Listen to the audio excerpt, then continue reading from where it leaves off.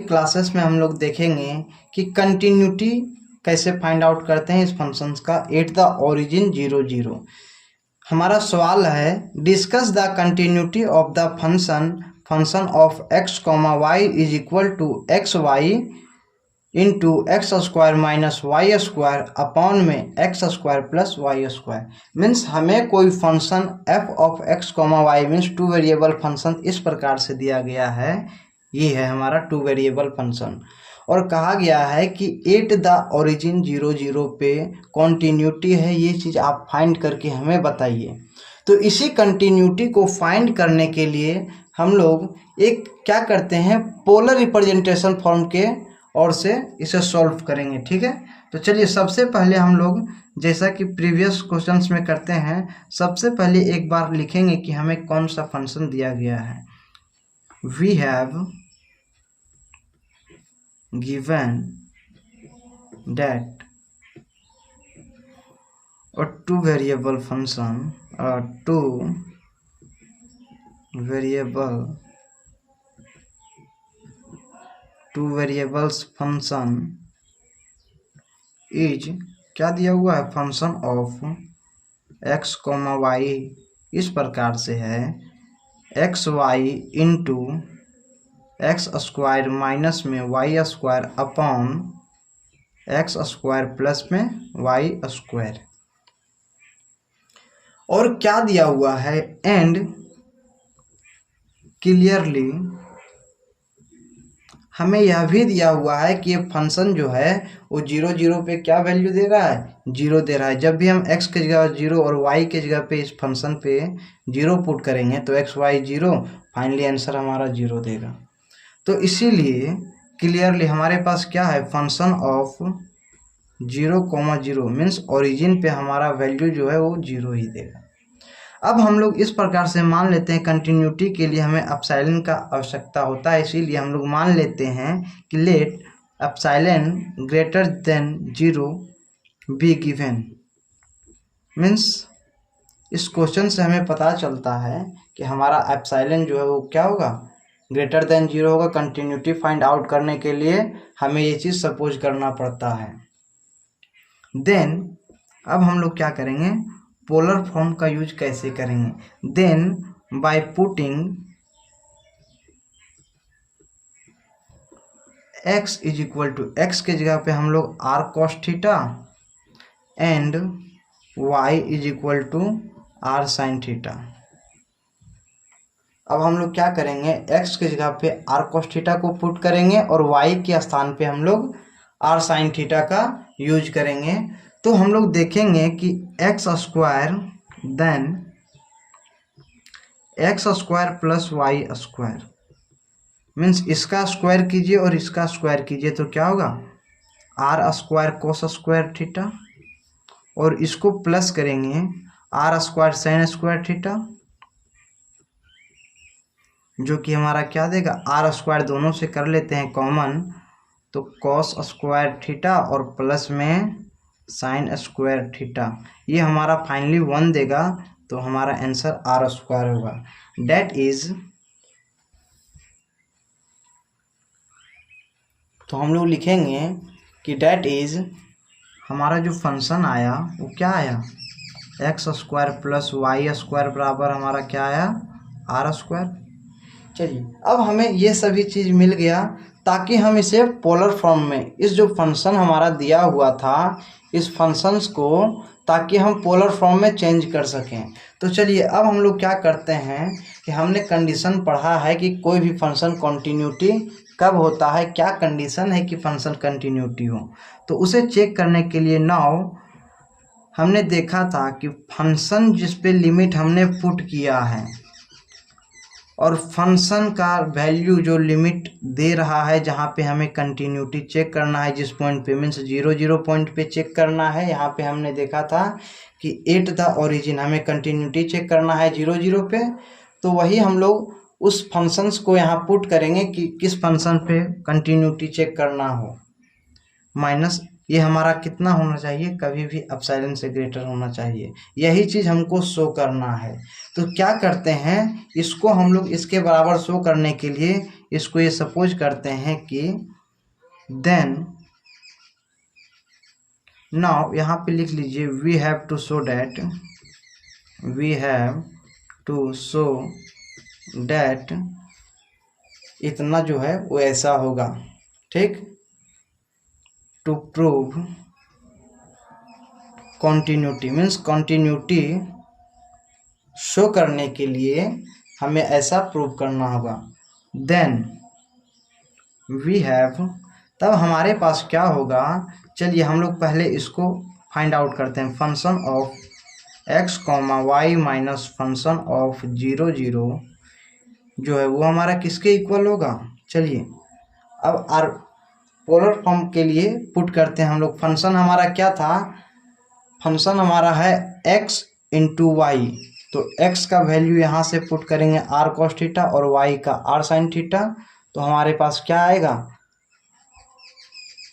r cos theta और into r sin theta, और हमारा ब्रैकेट में है x square minus Y square, तो एक्स स्क्वायर को लिखेंगे r square cos square theta और माइनस y का स्क्वायर जो करेंगे उसमें लिखेंगे r square sine square theta, और अपॉन में हमारा था क्या r square cos square theta और plus r square sine square theta हो जाएगा, और हमारा यहाँ मॉड्यूलस ऑफ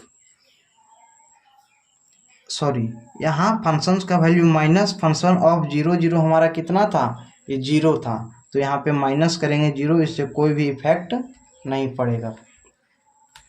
अब हमारा फंक्शन क्या होगा, चलिए इसको इनटू करते हैं, तो r स्क्वायर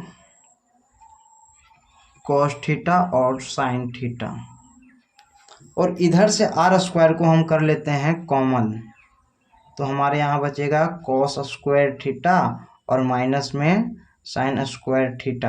ये तो 0 मेरा कोई भी इफेक्ट नहीं करेगा इस प्रश्न पे, और अपॉन में यहाँ भी r स्क्वायर को हम कर लेते हैं कॉमन, तो हमारा अंदर बचेगा cos square theta plus sin square theta modulus. अब r स्क्वायर से r स्क्वायर कैंसिल हो जाएगा, और cos square theta plus sin square theta हमारा कितना देता है, 1 देता है। तो चलिए आगे के स्टेप में हम लोग वही लिखेंगे r स्क्वायर। अब ऐसा करते हैं कि यहाँ 2 से इंटू और डिवाइड भी कर देते हैं, 2 से इंटू और 2 से डिवाइड कर देते हैं, ताकि हम किसी फॉर्मूले के रूप में इसे चेंज कर सकें। और उसके बाद हमारा क्या है, cos square theta minus sign square theta, ये हमारा cos 2 थीटा का फॉर्मूला होता है। cos 2 थीटा का फॉर्मूला क्या होता है, cos square theta minus sign square theta, हमारा क्या देता है cos 2 थीटा, और अपॉन में cos square theta plus sign square theta हमारा 1 होगा, तो इसे लिखने की ज़रूरत नहीं है। अब क्या करते हैं कि इसमें एक फंक्शन जो है हमारा साइन थीटा और cos थीटा में है और 2 के साथ इनटू है, तो हमने ट्रिग्नोमेट्रिक फंक्शंस में पढ़ा है इसका formula. 2 cos theta sine theta हमारा देता है साइन 2 थीटा और cos 2 थीटा का cos 2 थीटा। नेक्स्ट स्टेप में हम लोग क्या करेंगे, फिर से इसमें 2 से इंटू करेंगे और 2 से डिवाइड करेंगे, 2 इंटू 2 से इंटू किए और 2 से डिवाइड कर देंगे, साइन 2 थीटा और cos 2 थीटा। ये हमारा फाइनल आंसर देगा r स्क्वायर अपॉन 4 और 2 साइन 2 थीटा और cos 2 थीटा एंगल हो जाएगा डबल, और ये फिर से हमारा क्या हो जाएगा साइन 4 थीटा, ये हमारा मॉड्यूलस के अंदर होगा। अब हम लोग जब भी मॉड्यूलस से इसे बाहर करेंगे तो हमारा क्या होगा, ग्रेटर और इक्वल हो जाएगा, क्योंकि कभी कभी होता है कि माइनस का साइन भी तो हमारे लिए इसको लेस करेगा फंक्शन को, लेकिन जब हम इस वेरिएबल को अलग अलग कर देते हैं तो हमारा फंक्शन ऊपर वाले फंक्शन से अधिक ही है। इसीलिए r स्क्वायर अपॉन 4 और साइन 4 थीटा को एक अलग कर दिया। अब क्या होता है, साइन थीटा का वैल्यू हमेशा -1 से 1 किया, इतना ही होता है इसका रेंज साइन थीटा का। तो जब हम इसमें मॉड्यूलस लगा देंगे तो मॉड्यूलस ऑफ -1 1 होगा और मॉड्यूलस ऑफ 1 भी 1 होगा। तो इसीलिए इसका हम यहाँ यूज करेंगे और क्या करेंगे कि ये हमारा फंक्शन ग्रेटर और इक्वल होगा किसका, r²/4 और sin 4 थीटा का वैल्यू यहाँ 1 होगा, क्योंकि sin n थीटा का जो मॉड्यूलस होता है वो हमारा ग्रेटर और इक्वल टू 1 होता है। अब हमारा फाइनल आंसर जो है इसमें वो हो गया क्या, इज इक्वल टू r²/4। अब हम लोग पीछे के को वहाँ सॉल्व कर रहे थे कि r² का वैल्यू जो है वो हमारा कितना है, x² प्लस y² और अपॉन में 4 का 4। अब हम लोग सपोज कर लेते हैं कि ये जो वैल्यू है वो हमारा एप्सिलॉन के बराबर है। इफ़ कब एक कंडीशन होना चाहिए कि x² प्लस y² अपॉन 4 जो है वो हमारा ग्रेटर होना चाहिए एप्सिलॉन से। यही ना हमने यहाँ सपोज करा, इससे ग्रेटर क्या मान लिया, एप्सिलॉन को।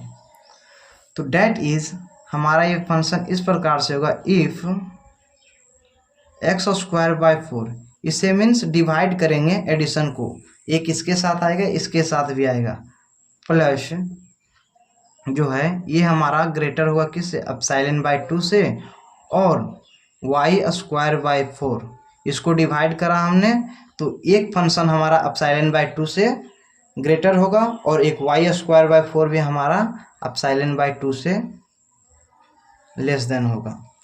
क्यों, क्योंकि यदि हमारा ये फंक्शन एप्सिलॉन/4 एप्सिलॉन से लेस देन है तो एप्सिलॉन/2 से भी तो लेस देन होगा। चलिए, तो इसी को हमने पुट करा और इसको सॉल्व करा है। तो डेट इज हमारा फाइनल जो आएगा, इफ मॉड्यूलस ऑफ x, इसको अगर हम सॉल्व करते हैं तो मॉड्यूलस x हमारा कितना आएगा, √2 एप्सिलॉन, और मॉड्यूलस y अगर हम लोग निकालेंगे तो वो हमारा आएगा √2 एप्सिलॉन। 10 तब हमें यह फाइंड आउट हो गया कि 10 हमने यह फाइंड आउट कर लिया कि द फंक्शन जो हमने पुट करा था लिमिट, और जो फंक्शंस का वैल्यू था 0 0 पे, वो हमारा किसके बराबर आ गया, एप्सिलॉन से लेस देन आ गया। कब एक कंडीशन हमारे पास आया, when ever modulus of x - 0 means functions का वैल्यू जो टेंस करता था उसको लेस करते थे, वो किससे लेस देन होना चाहिए, डेल्टा से, और मॉड्यूलस ऑफ y - 0 भी हमारा लेस देन होना चाहिए डेल्टा से। डेट इज तब हम कह सकते हैं कि limit x, y tends to 0 0, और हमारा जो function f(x, y) 2 variable function था उसका लिमिट का वैल्यू जो है फंक्शन ऑफ 0 0 आएगा। तो इसी कंडीशन को तो हम लोग कहते थे कि हमारा फंक्शन कंटिन्यूअस है, वो प्रूव हो जाता है। Hence 2 variable function f(x, y) is continuous NUOUS continuous at 0, 0।